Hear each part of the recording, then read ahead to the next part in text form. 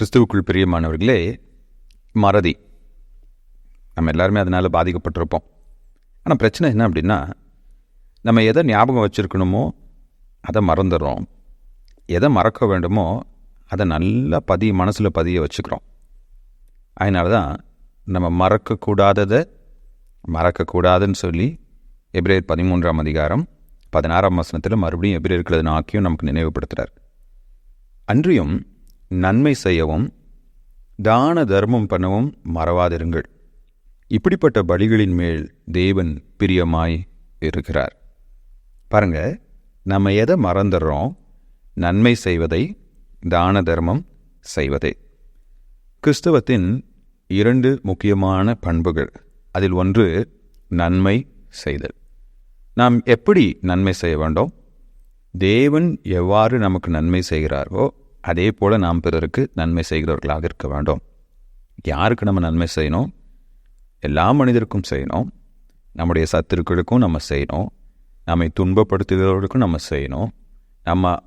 நம்மை அவமானப்படுத்தி வெட்கப்படுத்தினவர்களுக்கும் நாம் நன்மை செய்ய வேண்டும்.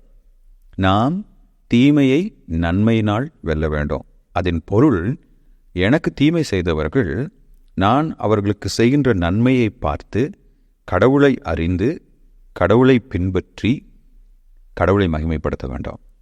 அப்படிப்பட்ட நன்மை செய்கிறவர்களாக நாம் இருக்க வேண்டும். மறுபடியும் நன்மை நல்லது என்று நம்ம சொல்லும்போது, என்னுடைய பார்வைக்கு எது நல்லதோ அதை நான் செய்ய அழைக்கப்படவில்லை. தேவ வசனம், கர்த்தர் எது நல்லதுன்னு சொல்கிறாரோ அதை நான் செய்யணும். உதாரணமாக, இப்போ யாராச்சும் ஒருத்தர் அவங்களுடைய வீட்டு திருமணத்திற்கு அழைக்கவில்லை என்றால் அவங்கள என்னுடைய வீட்டு திருமணத்துக்கு அழைக்கக்கூடாது. இது என்னுடைய பார்வைக்கு நல்லதாக தெரியும், இதுதான் நியாயமாக தெரியும்.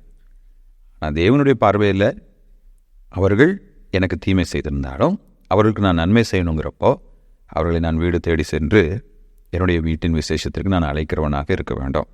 2வது, அவர் சொல்கிறார், தான தர்மம் பண்ண மறவாதிருங்கள்.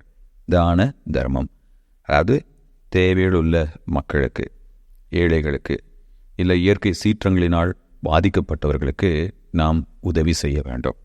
எனக்கு அன்பானவர்களே, கிறிஸ்தவர்களாகிய நாம் எந்த ஒரு பிரதி உபகாரத்தையும் எதிர்பாராமல் நன்மை செய்ய வேண்டும், உதவ வேண்டும். இன்றைக்கி அநேக கிறிஸ்தவர்களுடைய ஒரு பிரச்சனை என்னதுன்னா, கடனிலே வாழ்ந்து கொண்டிருக்கிறார்கள். இங்கே பேங்க்கில் பார்த்தீங்கன்னா personal loan, home loan, car loan, gadget loan, அதாவது ஃபோன் வாங்குறதுக்கு, இது வாங்குறது எல்லாமே இஎம்ஐ. நீங்கள் வீட்டில் ஒரு பாத்திரம் வாங்கினா கூட நீங்கள் இஎம்ஐயில் வாங்கலாம். அதுவும் இப்போலாம் இந்த ஆன்லைன் வெப் ஸ்டோர்ஸில் பார்த்தீங்கன்னா அரிசி பருப்பு கூட இஎம்ஐயில் வாங்கலாம். அந்த அளவுக்கு காலம் மாறிட்டே இருக்குது. இப்படி இஎம்ஐயிலே நம்ம வாழ்ந்தோமே என்றால், கடன் கட்டுறதுலே நம்ம வாழ்வோமே என்றால், நமக்கு இரக்க குணம் இருந்தாலும், தேவைன்னு ஒரு நபர் நிற்கும்போது அவங்களுக்கு உதவி செய்யணுங்கிற மனம் இருந்தாலும் அவர்களுக்கு நம்மால் உதவி செய்யாமல் போய்விடும். அதனால் கிறிஸ்தவர்களாகிய நாம் எப்போதுமே கடன் வாங்கியே நம்முடைய வாழ்க்கையை நடத்தக்கூடாது.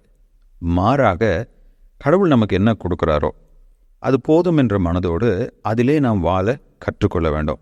ஒருவேளை என்னுடைய குடும்பத்தின் தேவைகள் அதிகமாகி கொண்டிருக்கிறது என்றால், அந்த குடும்பத்தின் தேவைகள் அதிகரிக்க அதற்கு எவ்வாறு சம்பாதிக்க வேண்டும், இன்னும் எவ்வளோ அதிகமாக உழைக்கணும், நான் எவ்வளோ அதிகமாக உழைத்தால் என்னுடைய குடும்பத்தின் தேவைகளை என்னால் சம்பாதிக்க முடியும், இல்லை என்றால் என்னுடைய குடும்ப செலவுகளை என்னுடைய வரவுக்கு ஏற்ற மாதிரி எப்படி மாற்றி அமைத்து கொள்ள வேண்டும் என்று நாம் சிந்தித்து, நாம் கடன் வாங்கி பிறருக்கு பதில் சொல்கிறவர்களாக இருக்கக்கூடாது. மாறாக, நாம் நம்முடைய உழைப்பினால், சேமிப்பினால் வாழ்க்கையை நடத்தும் போது, ஒருத்தர் தேவன் நிற்கிறப்போ அவங்களுடைய தேவைக்கு முழுமையாக ஒருத்தர் என்கிட்ட ஐயா எனக்கு ஒரு 10,000 ரூபாய் கொடுங்க, ரொம்ப அத்தியாவசியமான ஒரு தேவையாக இருக்குது, என்னுடைய தகப்பனை நான் ஆஸ்பத்திரியில் சேர்த்துருக்கேன், ஃபீஸ் கட்டுறதுக்கு காசு இல்லைன்னு சொல்கிறப்போ, என்கிட்ட 10,000 ரூபாய் இல்லைங்க, என்னுடைய சேமிப்பில் ஒரு 2,000 ரூபாய் இருக்குது, அதை நான் அவங்களுக்கு தரேன்னு சொல்லி என்னால் அவங்களுக்கு கொடுக்க முடியும். எனவே கிறிஸ்தவர்களாகிய நாம் கர்த்தருடைய பார்வைக்கு எது நல்லதாக இருக்குதோ, அவருடைய வார்த்தை எது நல்லது என்று சொல்கிறதோ அதை செய்யவும், தான தர்மம் செய்யவும் மறந்து விடக்கூடாது. இது கிறிஸ்தவத்தின் அடிப்படையான 2 பண்புகள். கர்த்தர் தாமே அப்படிப்பட்ட நல்ல உள்ளத்தை நமக்கு கொடுப்பாராக. ஆமென்.